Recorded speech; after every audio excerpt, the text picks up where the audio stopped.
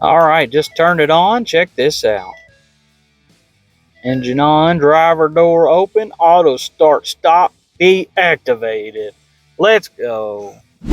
Welcome to the Pokemon Squad, guys. We've got an awesome product for the Ford F150, and this one just might save your engine. You may have seen a lot in the news lately that the auto stop start functions are actually damaging engines, and so I want to get that off of my truck as soon as possible. And Citreal, the company that makes the auto stop start eliminator, has sent us over a product to review, and it'll do just that.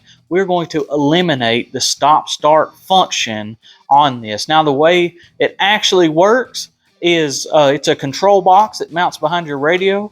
When you turn your key on, after a few moments, it electronically pushes the button, and so you'll actually see it say auto start stop deactivated by the button, and you can even see the button after a few seconds light up. Now, I'm talking about this in the future because I've actually done the video and my audio was all messed up. Welcome to the Pokemon Squad.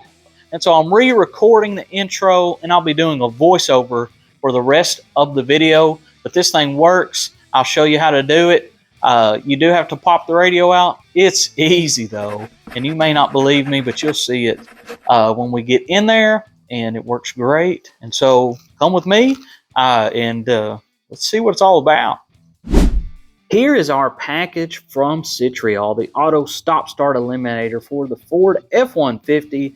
Fits all kinds of different year models. You can get yours on Amazon, and they have them for many different vehicles. Now, this thing has a control box, and it's really just a Y splitter of cables. One side plugs into the back of your radio, and the other side plugs into the cord you removed from the radio. And that's really it. This is the box that tells it to turn that button off. Let's go ahead and check out the user manual. Now, it's only one page and there's not much to it. We just need a 7mm socket to unscrew a couple of screws and a pry tool to pop this off and plug our new wire in. Now, my tool set did not even have a 7mm socket, but Friday Parts hooked me up with a brand new tool set that had everything I need. Check it out. This tool set came from FridayParts.com. Not only do they have tool sets, but they've got replacement parts for your vehicle at a fantastic price. So go to FridayParts.com and get what you need for your vehicle and get a tool set like this. Let's jump straight into install. We're going to start at the top of the radio, and we're going to need our 7mm ratchet from FridayParts.com.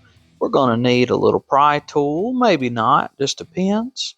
And we are going to remove the plastic out of the top of this thing so we can get to the two screws underneath.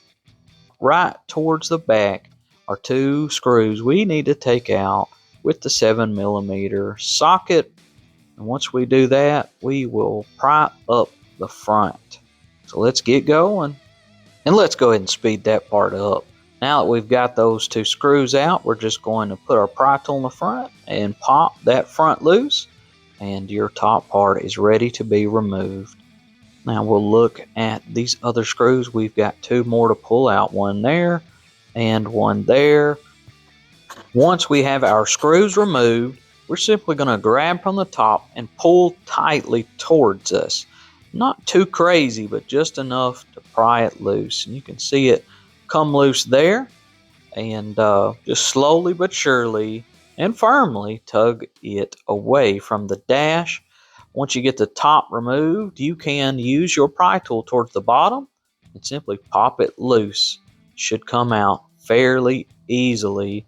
And now our radio is out. Yours probably doesn't look like this, but it should work the exact same way.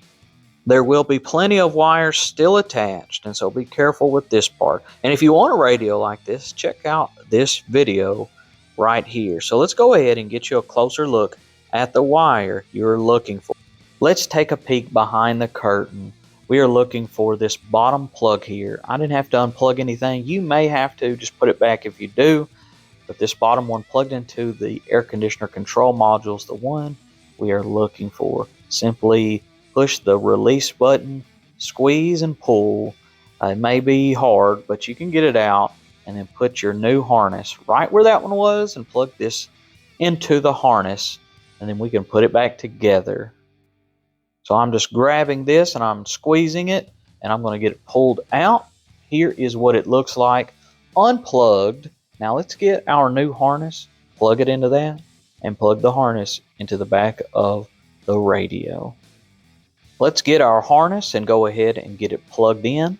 I'll do the best I can to show you this on camera. So this will only go on one way. You can't really mess this part up. So we'll go ahead and just slip it on. It is just really a friction fit. It will snap once you get it on there. Then we will take the other end and we will plug it into the back of the radio where we unplugged the other cable. We've got our harness plugged in, and that's what it should look like. Here's our control box.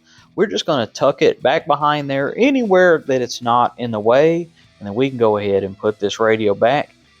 The process of putting the radio back is extremely simple. We just want to make sure all our wires are tucked back in behind it where they're not getting caught up, and then simply line the radio up and press it into place. It is not as hard as you may think. I'm not going to cut the camera away from this portion. I want you to see exactly how easy it is to put this into place. Simply line up the clips and shove it in, and there it is. Before we put any of our screws back, I want to go ahead and turn this on and make sure everything works. And then if it does, we'll put our screws back into place.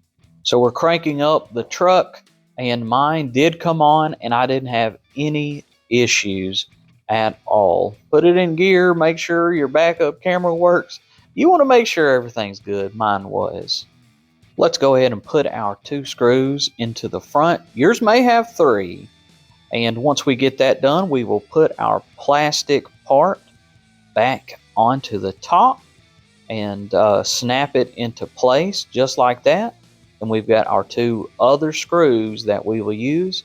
We will tighten those up with our parts from FridayParts.com. And then we will put our little plastic flapper back on the top, and we are done. All right, just turned it on. Check this out. Engine on, driver door open, auto start stop deactivated. Let's go. It's off, and we didn't push anything. All right, I hope you enjoyed that video. Install was easy and the product works great. I definitely recommend that. Not only because that feature to me is annoying, but it can also extend the life of your vehicle. There's been plenty of tests, even on YouTube, that show that it does prematurely wear your engine and can mess with your battery. And so this is an investment in your vehicle. It's really not expensive. It's pretty easy to install. All right, guys, thank you much, Citreal, for sponsoring this video. And don't forget, Jesus loves you so much he died for you, and all the honor and glory goes to God. Good night, good pulls. God bless.